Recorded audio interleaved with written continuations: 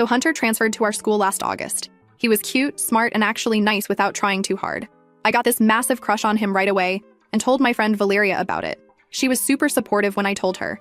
She was like, OMG, you guys would be perfect together, and helped me figure out what to text him. We'd analyze his responses together, and she kept telling me I should go for it. I'd known Valeria since freshman year when we got paired for a biology project. We weren't like best friends or anything, but we hung out sometimes on weekends and had most of the same classes. She always seemed supportive, helping me with math homework, inviting me to parties, that kind of stuff. I totally trusted her, which makes everything that happened so much worse. Hunter and I started talking more by October. He'd wait for me after chem class, and we'd walk to lunch together. Nothing major, but I was seriously falling for him. Valeria kept asking for details about our conversations, which I thought was just her being a good friend. One time, he complimented my presentation in history class, and I literally texted Valeria from the bathroom immediately after. She replied with all these heart emojis and said, "He's definitely into you." She even helped me pick out my outfit for the next day. I spent like 2 hours trying on different sweaters while FaceTiming her. My mom noticed how much time I was spending getting ready for school and kept teasing me about having a crush. I didn't tell her about Hunter, though.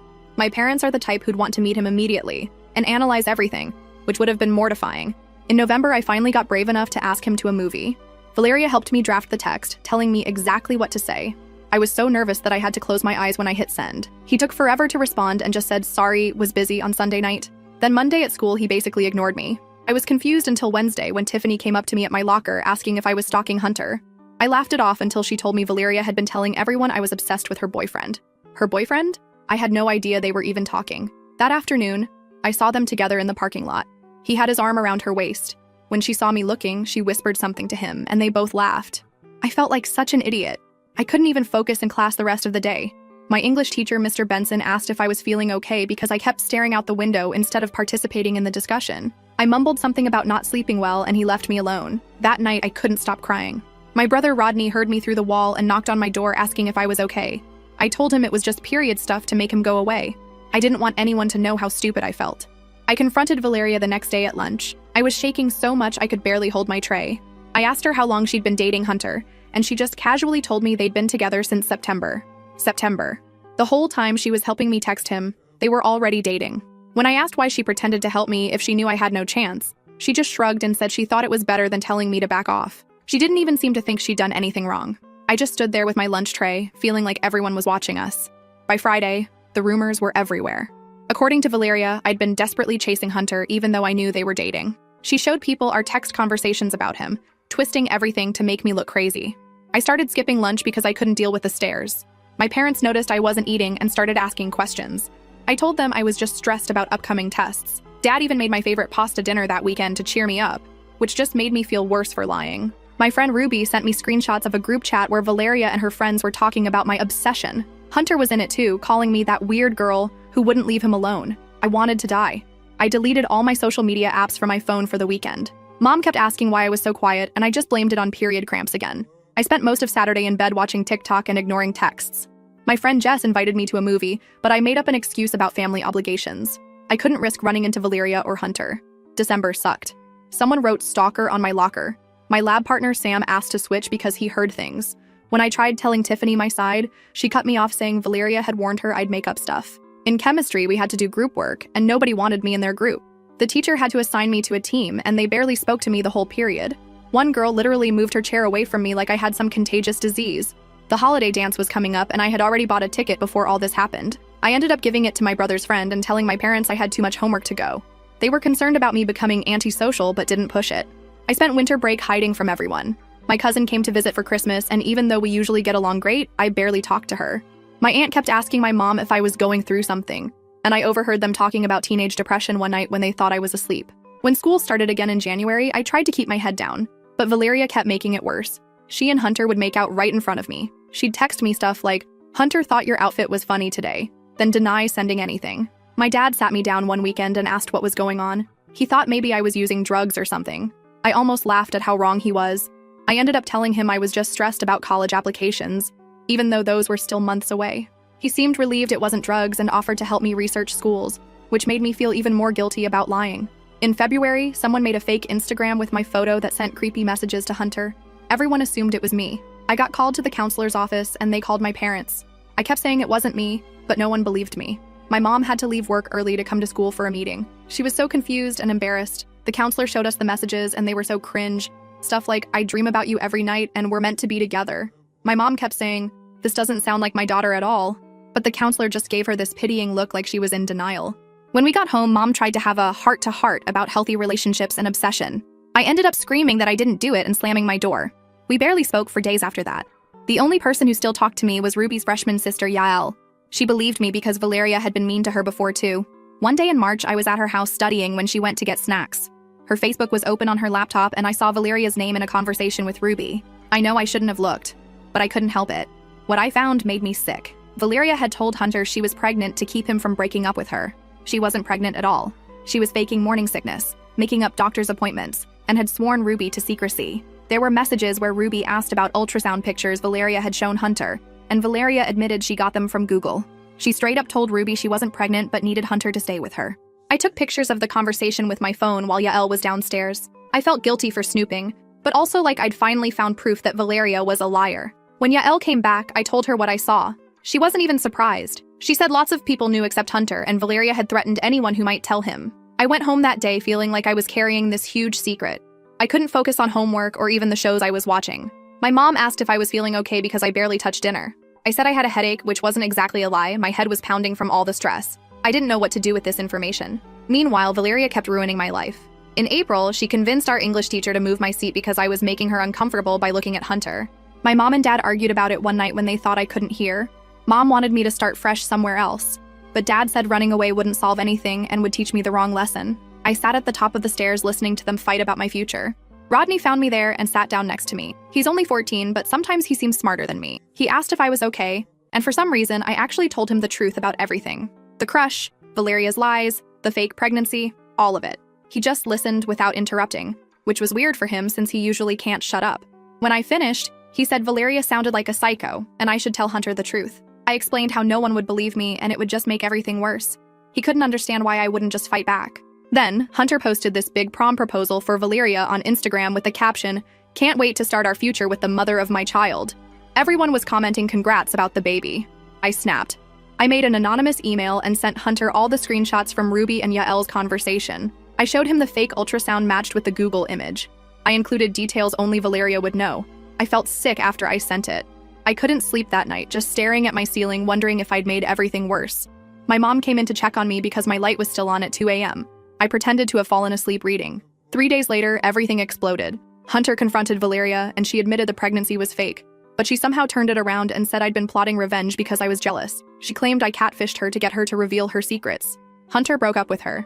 But that just made things worse for me. People were grossed out by her lie, but even more disgusted by my obsessive investigation and cruel exposure of her personal stuff. Sam said in chem class that only a psycho would collect evidence for months just to destroy someone. Ruby confronted me about stealing conversations from her sister's computer. Even though Yael told her she showed me willingly, my phone blew up with texts from numbers I didn't even recognize, calling me a psycho stalker and worse. Someone made a fake Twitter account with my name that posted creepy, obsessive stuff. I showed my parents and they were horrified. Dad wanted to go to the police, but Mom said there was no way to prove who was behind it. Last week, Valeria's parents complained to the school.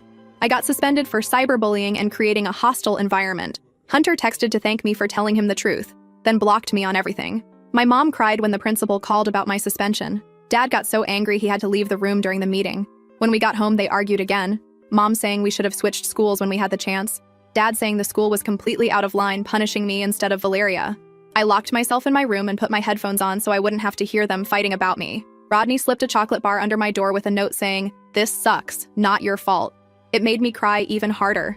So I exposed someone who humiliated me and spread lies about me for months. I revealed a manipulation that was trapping someone in a relationship built on a huge lie. But now I'm the toxic one. I'm the villain. Is it ever okay to expose someone's secrets if they hurt you first? Because from where I'm standing, the answer seems to be no matter how justified you might be. Update. We'll post more tomorrow. A lot has happened since then. Update.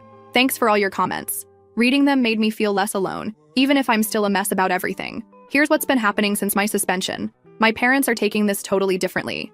Mom keeps scheduling meetings with the principal and threatening to call lawyers if they don't fix my suspension. Dad's more quiet mad. He keeps saying the school is teaching me that standing up to liars gets punished. They're arguing constantly when they think I can't hear them. Mom thinks the school is handling everything wrong, but she also thinks I should have come to her before sending those screenshots to Hunter. Dad says I did the right thing exposing a liar, but he's worried about how this will affect my college applications. They both keep asking me if I'm okay, but in completely different tones. Mom all concerned and gentle, Dad trying to sound casual but obviously worried. They got my suspension reduced from 2 weeks to 1, but going back to school Monday was awful. People weren't just whispering anymore. They straight up walked away when I approached. My usual lunch table was suddenly full when I tried to sit down. I ended up eating in the bathroom stall that first day back. I know it's gross and pathetic, but I couldn't face the cafeteria again after that first rejection. I kept thinking about those scenes in movies where the outcast kid eats alone, except in movies they usually look all cool and unbothered. I just felt like crying the whole time. When I got home, Mom asked how my first day back was, and I lied and said it was fine. But then I went to the bathroom and threw up from the stress. Rodney heard me and knocked on the door asking if I was okay. I told him I maybe had food poisoning. He offered to make me toast, which was actually really sweet. The school counselor had the nerve to suggest I write Valeria an apology letter. When I said no way, she gave me this look like I was being difficult and said something about taking responsibility regardless of provocation. For what? Telling the truth? She gave me this worksheet about conflict resolution and empathy building to fill out. It had questions like, how might the other person feel about what happened? And what could you have done differently? I wanted to scream that Valeria was the one who should be filling this out, not me. I stuffed the worksheet in my backpack and never looked at it again. Meanwhile, Valeria's playing this perfectly. She's posting these sad captions on Instagram about healing from betrayal and learning who your real friends are. Her follower count is actually going up. She deleted all her pics with Hunter and replaced them with group shots of her surrounded by friends. The comments are all hearts and we love you messages. She even posted this long paragraph about forgiveness and how she's choosing to rise above the negativity. She never mentioned me by name, but everyone knew who she was talking about. My mom caught me crying while looking at Instagram and took my phone away for the night. She said social media was just making everything worse. She's probably right, but being disconnected just made me feel even more isolated. When I got back to school, I found out Ruby was telling everyone I manipulated Yael into showing me private conversations. According to her, I'd been plotting for months to find dirt on Valeria. Yael tried to defend me at first, but Ruby threatened to tell their parents about Yael's vaping if she didn't back up the story. Now Yael won't even look at me in the halls. I tried to talk to Yael between classes, but she literally turned and walked the other way. Later, she texted me saying she was sorry, but Ruby would make her life hell if she didn't go along with the story. She said their parents would kill her if they found out about the vaping, and Ruby had pictures for proof. I told her I understood, but it still hurt. The worst part is my parents started fighting about what to do. Mom thinks I should switch schools for senior year. Dad says that's letting the bullies win. They have these whispered arguments when they think I can't hear them. I heard Mom crying in their room after a particularly bad argument. I almost went in to comfort her, but I knew it would just make her feel worse to know I heard them fighting. Instead, I texted her a heart emoji with no explanation. She came to my room a few minutes later and just hugged me without saying anything. We both pretended not to notice we'd been crying. I feel so guilty for causing problems at home, too. My little brother Rodney is stuck in the middle, trying to make dumb jokes at dinner while Mom and Dad glare at each other. He's only 14 and shouldn't have to deal with this. He tried to cheer me up by showing me these ridiculous TikToks he made with his friends. They were actually pretty funny, and for a few minutes I forgot about all the drama. Then he asked if I wanted to be in one with him, and I realized I couldn't risk being on social media at all right now. The look of disappointment on his face made me feel even worse. 3 days after I went back to school, Hunter came up to my locker. He asked if we could talk somewhere private, so we went to the empty band room during lunch. I was scared someone would see us together and start more rumors, but also weirdly happy that he wanted to talk to me. He said he wanted to thank me for telling him the truth. He told me Valeria had him completely convinced. She'd even fake thrown up in front of him, disappearing into bathrooms to vomit. She showed him ultrasound photos with his last name edited onto them. He looked so embarrassed, admitting how completely she'd fooled him. When I asked why he blocked me after thanking me, he said Valeria still had access to his phone and blocked me herself before he changed his passwords. He seemed genuinely sorry about that, which made me feel a little better. He told me Valeria had been telling people I photoshopped all the evidence, but he didn't believe it because the conversations had details from months ago that I couldn't have known. He said he was still processing everything and felt like an idiot for believing her. Things got awkward when he asked if I'd really been obsessed with him. I told him the truth. I had a crush on him, and Valeria knew because I told her. That's what made it hurt so much. He said Valeria told him I'd been stalking both of them since before they started dating. He looked genuinely shocked when I explained how Valeria had been helping me draft texts to him while they were secretly dating. I could see him putting the pieces together in his head, realizing just how manipulative she had been to both of us. After our talk, Hunter said he believed me, but we probably shouldn't be seen talking at school. He didn't want more drama. I understood, but it still hurt. He checked the hallway before leaving to make sure no one saw us together. That night, I broke down completely. Mom found me crying and sat with me for hours. I told her everything, not just the Hunter-Valeria stuff, but how lonely I've been, how I can't take the isolation anymore. She kept stroking my hair like she did when I was little, and for once, she didn't try to offer solutions or tell me everything would be okay. She just listened. She suggested I talk to her sister, my Aunt Kelly, who went through something similar in high school. I was skeptical. Adults always think their high school experiences relate to yours, but they're usually clueless. But I was desperate enough to try anything. I called Aunt Kelly the next day after school. I was nervous at first, but she was surprisingly cool about everything. She didn't give me any cheesy, it gets better speeches. She actually told me about how her best friend turned everyone against her senior year over a guy, and how she felt like her life was over. She said high school feels like the whole world when you're in it, but in a few years, none of this will matter. Easy for her to say when she's 38 with a job and family, but it did help a little to know she'd survived something similar. Aunt Kelly suggested I focus on the people who are still in my corner and ignore everyone else as much as possible. My grades are tanking because it's impossible to focus. Every time someone whispers in class, I'm convinced they're talking about me. I've started sitting in the back row whenever possible so I don't have to feel eyes on me from behind. On Wednesday, I overheard Tiffany saying Valeria might transfer schools because of the hostile environment I'd created. The irony is unreal. I wanted to scream that she was the one who created a hostile environment for me. That afternoon in gym class, someone accidentally hit me in the back with a volleyball. I'm pretty sure it was one of Valeria's friends, but I couldn't prove it. The gym teacher just told us to be more careful. My back had a red mark for hours afterward. When I got home, Rodney was waiting at the door looking weirdly excited. He said he had a plan to clear my name that involved creating a fake social media account to trick Valeria into admitting she lied. I shut that down immediately. The last thing I needed was to get caught creating fake accounts when that's what people were already accusing me of doing. He looked disappointed, but I explained that fighting fire with fire would just make everything worse. He grudgingly agreed, but said he still thought Valeria deserved karma. I told him karma apparently takes vacations when it comes to popular girls. Things got weird on Thursday when Hunter texted asking if we could meet. I was nervous, but agreed. My brother Rodney insisted on coming with me and sitting nearby, just in case. It was kind of sweet, even if his protective act was ridiculous since he's younger than me. He wore a baseball cap pulled low like he was some kind of undercover agent and kept scanning the room dramatically. I had to tell him multiple times to stop staring at Hunter and act normal. He ordered a complicated frappuccino thing with extra whipped cream and then complained it was too sweet. The whole thing would have been funny if I wasn't so stressed about meeting Hunter. Hunter looked better than at school. He apologized for not standing up for me sooner. He said he'd been confused and embarrassed about the fake pregnancy. He kept fidgeting with his coffee cup. He told me he felt stupid for falling for Valeria's lies. He said the more he thought about it, the more red flags he could see, but at the time he was flattered by her attention. He mentioned that she was always checking his phone and getting upset if he didn't respond to texts right away. We were actually having a good conversation until Valeria walked in with two friends. Not a coincidence. Hunter later admitted she follows his location and he forgot to turn it off. She made this big show of being shocked to see us, then loudly told her friends that I just couldn't leave them alone, even after everything. Rodney was halfway out of his seat, looking ready to confront her, but I gave him a look that said, "Don't you dare." Valeria's friends were taking pictures with their phones, and I knew this would be all over social media within minutes. Hunter surprised me by actually standing up to her. He told her to stop spreading lies. He said he knew the truth now, that I'd had a crush on him, she knew about it, and went after him anyway. He knew she was never pregnant and manipulated everyone.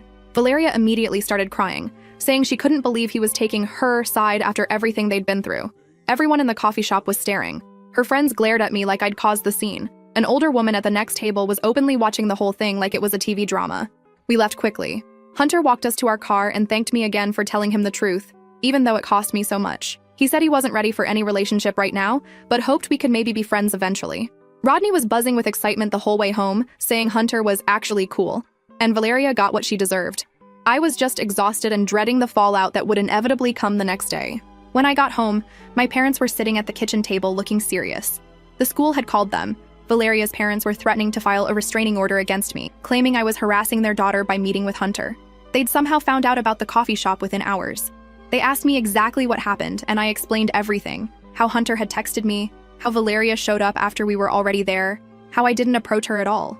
Dad was taking notes the whole time, his handwriting getting messier as he got more upset.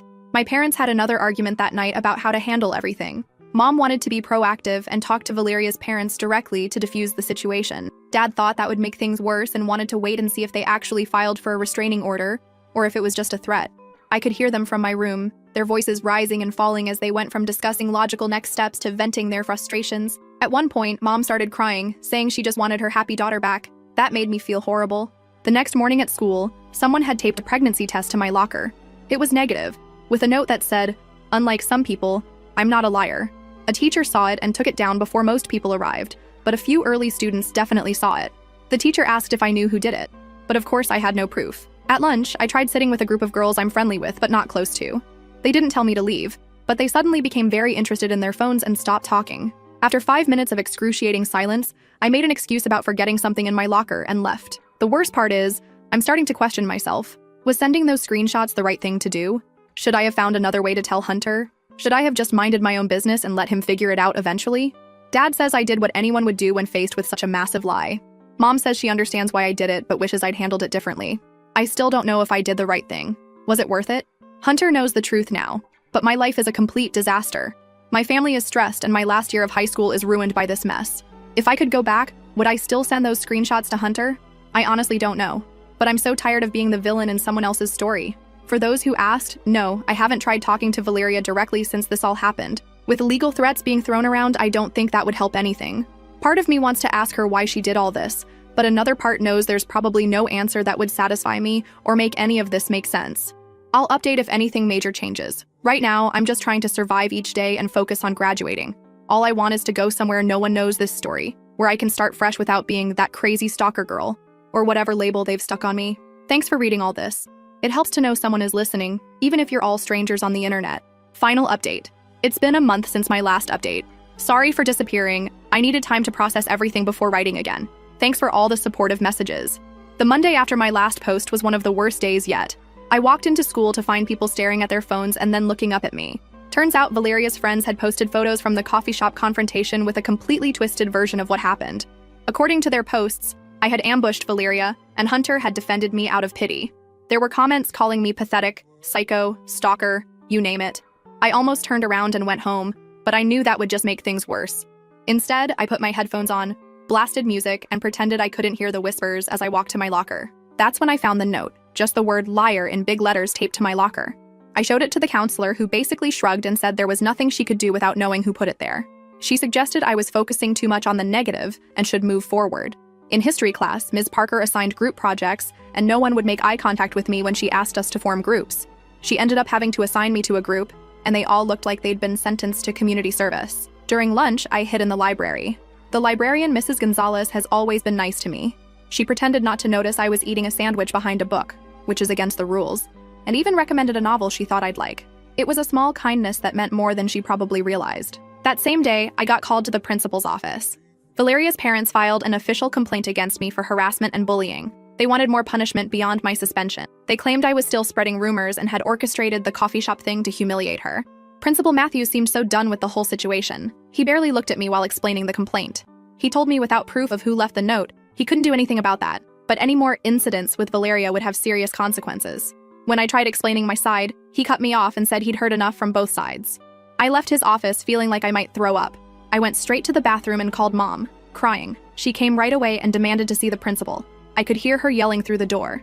When she came out, she looked mad but satisfied. In the car, she told me she'd made it clear if the school punished me again without doing anything about the harassment I was getting, we'd be looking at legal options. I didn't tell her that made me even more nervous. The last thing I wanted was to become the girl whose mom sued the school. That would just make the target on my back even bigger. That night, we had this family meeting in the living room. Dad made it official by turning off the TV and making Rodney put his phone away. They said they were worried about how this was affecting all of us. Mom admitted she wasn't sleeping. Dad said he was distracted at work. Mom asked what I wanted to do. Keep fighting, switch schools, or something else. I honestly didn't know. Mom and Dad agreed to give me time to think about it. They wouldn't make any decisions without my input. The next day at school, I kept my head down and tried to be invisible. It mostly worked until gym class, when we had to choose teams for volleyball. I was the last person picked, and even then, the team captain rolled her eyes like she was being forced to take me. During the game, no one would pass to me, even when I was in the best position. I pretended not to care, but it was humiliating. After school, I had therapy with Dr. Landry. I finally told her the whole truth about everything, including finding the pregnancy information on Yael's computer. I was afraid she'd judge me, but she just listened without interrupting. When I finished, she said something that actually helped. You're not responsible for other people's lies, only for how you respond to them. That weekend, my parents took us to visit my grandparents in the next town over. It was actually a relief to be somewhere different, with people who didn't know about any of the drama. Grandma fussed over how thin I looked and kept trying to feed me, while Grandpa taught Rodney some card tricks. For a few hours, things felt almost normal. Sunday night, Hunter texted me asking how I was doing. We ended up texting for hours. He told me more about his relationship with Valeria, how controlling she'd been, checking his phone constantly, getting upset if he spent time with friends without her. He said the pregnancy lie was the most extreme thing, but looking back, he could see she'd been manipulating him all along. He apologized again for believing her lies about me, and for not standing up sooner. He seemed genuinely remorseful, which helped heal some of the hurt. We agreed to be cautious but maybe try being friends. He suggested we could study together sometime, somewhere off campus to avoid drama. Monday morning, I felt slightly better about things. Having Hunter believe me and apologize made a difference, even if the rest of the school still thought I was crazy. But when I got to first period, I noticed people looking at their phones and then at me again. My stomach dropped. Someone had created a fake profile using my name and picture on a dating app. The profile said I was looking for pregnancy roleplay and other disgusting stuff. Screenshots were circulating all over school. I wanted to die of embarrassment. I went straight to the counselor's office, but she was with another student. The secretary took one look at my face and let me wait in the empty conference room instead of the main office where everyone could see me crying. When I finally saw Ms. Barnes, I showed her the screenshots. She looked uncomfortable but said since it was created outside of school, there wasn't much they could do. I asked if they could at least make an announcement that it wasn't me, but she said that would just draw more attention to it. I called Mom from the office and she came to pick me up. I couldn't face the rest of the day with everyone thinking I'd created that profile. In the car, Mom was furious. She wanted to go straight to Valeria's house and confront her parents, but I begged her not to. That would just make everything worse. Instead, we went home and reported the fake profile to the dating app. They said they'd investigate, but who knows how long that would take. Dad came home early when Mom called him, and they spent the evening making calls. To the lawyer friend, to the school board, even to the local police to see if this qualified as identity theft or harassment. The police officer they spoke to wasn't very helpful. He said unless there were specific threats, it was a school issue, not a criminal one. Dad was frustrated, but Mom pointed out that involving police would just escalate everything even more. That night, I couldn't sleep. I kept imagining everyone at school looking at those screenshots, thinking that was really me. Around 2 a.m., I went downstairs for some water and found Dad still up, researching cyber harassment laws on his laptop. He looked so tired but determined. It made me feel both loved and guilty for causing so much trouble. The next morning, I forced myself to go back to school. Mom offered to let me stay home, but I knew hiding would just make the rumors worse. I put on my most confident outfit, black jeans, boots, and the denim jacket I always get compliments on, like armor. In English, Mr. Benson paired us for peer editing, and everyone shifted anxiously when he called my name. He ended up partnering me with Jane, a quiet girl who usually sits in the back. To my surprise, Jane was actually normal with me. She didn't act weird or avoid eye contact, she just asked about my essay and gave thoughtful feedback. When class ended, she mentioned she'd seen the fake profile and knew it wasn't really me because the writing style was completely different. It was such a small thing, but knowing even one person didn't believe the worst about me felt huge. At lunch, I was heading to the library again when Hunter texted asking if I wanted to meet in the music practice rooms. They're small, soundproofed rooms where band kids practice, but they're usually empty during lunch. I agreed, even though I was nervous about being seen with him. We sat on the floor, sharing his earbuds, listening to a new album he thought I'd like. We didn't talk much about the drama, which was a relief. It was just 30 minutes of normal teenage stuff. Music, complaining about homework, talking about movies. When the bell rang, he checked the hallway before we left and we went in opposite directions. That weekend, Hunter asked if I wanted to go hiking at the state park with him and his cousin who was visiting from college. It wasn't exactly a date, but it was a chance to hang out away from school drama. Mom was hesitant but agreed after I promised to keep my phone on and text her every hour. The hike was exactly what I needed. Fresh air, physical activity, and conversation that had nothing to do with high school nonsense. Hunter's cousin Matt was cool and treated me normally since he didn't know anything about the drama. For a few hours, I remembered what it felt like to just be a regular teenager. When Hunter dropped me off, he awkwardly asked if I might want to go to a movie sometime, just the two of us. I said yes before I could overthink it. He looked relieved and smiled, the first genuine smile I'd seen from him in weeks. Monday at school, things took another turn. The fake dating profile had been taken down, but now there were rumors that I was secretly dating Hunter. Someone had seen us at the state park and jumped to conclusions. By third period, Valeria had heard about it. She cornered me in the bathroom between classes. For a minute, I thought she might actually hit me. She looked so angry. Instead, she just stared at me and said I would regret trying to steal her boyfriend. I pointed out that he wasn't her boyfriend anymore, and she wasn't pregnant either. Her face got all blotchy, and she stormed out without washing her hands. At lunch, I told Hunter about the bathroom confrontation. He looked worried and suggested maybe we should cool things off for a while. I felt disappointed but understood his reasoning. The last thing either of us needed was more drama. When I got home, Valeria had posted another vague Instagram about girls who don't respect relationships and karma coming for liars. She didn't tag me, but everyone knew who she meant. The comments were full of her friends posting supportive messages and snake emojis. I decided to delete Instagram from my phone again. I didn't need to see that toxic stuff. The next morning, someone had written boyfriend stealer on my locker in Sharpie. The janitor tried to clean it off, but you could still see the ghost of the words. Principal saw it and finally seemed to take things more seriously. He called me to his office and asked if I knew who might have done it. I said I had my suspicions, but no proof. He surprised me by saying they would review the hallway security footage. After school, Hunter texted to check in. Despite his suggestion to cool things off, he still wanted to make sure I was okay after the locker incident.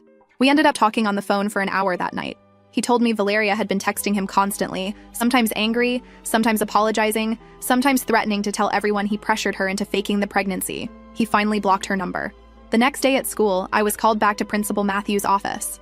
To my shock, Valeria was there too, looking sullen. The principal informed us that the security footage showed Valeria writing on my locker. She was being given in-school suspension for vandalism and harassment. Valeria didn't even try to deny it. She just glared at me like this was somehow my fault. Principal warned us both that any further incidents would result in more serious consequences. He also mentioned that my previous suspension was being reviewed in light of new information. I left his office feeling vindicated but also nervous about potential backlash. If Valeria was angry before, she would be furious now. But at least the school was finally taking action instead of dismissing everything. When I told my parents about the suspension, they were cautiously optimistic. Dad said it was about time the school did something, while Mom worried it would just make Valeria more determined to retaliate. The next few days were strangely quiet. Valeria was in-school suspension, and without her actively stirring things up, the drama seemed to die down a bit. People still whispered sometimes, but it felt less intense. Jane and I worked on our English project together, and Hunter and I continued our secret lunch meetings in the practice rooms. On Friday, Hunter officially asked me to go to a movie with him on Saturday. Not as friends, but as a date. I said yes, even though I was nervous about how people would react. We agreed to go to a theater in the next town over to avoid running into anyone from school. The date was both wonderful and awkward. We were both so nervous that we barely talked during the first half of the movie. But afterward, over pizza, the conversation finally started flowing. We talked about everything. Our families, our plans after graduation, our favorite music. It felt normal and nice. He held my hand as we walked back to his car, and I didn't even worry about who might see us. When he dropped me off, we sat in his car talking for another hour. He apologized again for believing Valeria's lies and explained how manipulative she had been throughout their relationship. When he finally kissed me goodnight, it felt like the first good thing to happen in months. Of course, by Monday morning, someone had spotted us at the pizza place and word had spread. The whispers started again as soon as I walked into school. In the bathroom, I overheard two girls discussing whether I had stolen Hunter from Valeria, or if he was just using me to make her jealous. Neither considered that maybe we actually liked each other. Valeria was back from suspension and clearly knew about the date. She walked past me in the hallway and deliberately bumped my shoulder hard enough to make me drop my books. She didn't say anything, just gave me a cold look and kept walking. At lunch, Jane waved me over to her table. As I sat down, she quietly warned me that Valeria and her friends were planning something. She didn't know what exactly, but she'd overheard them talking about teaching me a lesson. I thanked her for the warning and tried to act normal through lunch, but inside I was panicking. After school, I told Hunter about Jane's warning. He looked worried and offered to drive me home. As we walked to the parking lot, we saw Valeria and 3 of her friends waiting by my usual route. Hunter put his arm around my shoulders and walked confidently past them. They didn't do anything except glare, but it was intimidating nonetheless. In the car, Hunter suggested we should just go public with our relationship. He argued that sneaking around made it seem like we had something to hide, which just fed into Valeria's narrative. I was scared of the backlash, but agreed it might be better than constantly looking over our shoulders. The next day, we walked into school together, not hiding the fact that we were now a couple. Valeria's reaction was exactly what I expected. By lunch, she had posted a long, dramatic Instagram story. She didn't name names, but included enough details that everyone knew who she meant. Her friends were shooting daggers at us in the cafeteria. That weekend, Hunter and I went to the mall together, openly as a couple. We ran into a few people from school, but most just nodded and went about their business. Someone took a picture of us, probably to send to her, but we decided not to care. My parents have relaxed a little as things have improved. Mom still checks in more than she used to, but she's not hovering constantly. Dad has been teaching me to drive his car on weekends, which gives us time to talk without directly discussing all the drama. Yesterday was the last day of school before break. As I was cleaning out my locker, Tiffany walked by with some other girls. Instead of the usual dirty looks, she just nodded. Summer starts tomorrow. I'm focusing on my driving test, getting ready for college applications, and trying to rebuild my life. My family is closer now. I know who my real friends are. Not many, but that's okay. And I've learned more about myself than I wanted to. If anyone's in a similar situation, my only advice is to find at least one person who believes you and remember that high school, even though it feels like your whole world right now, is temporary. The people who matter will eventually see the truth. Thanks for reading to my mess of a story. It helped more than you know.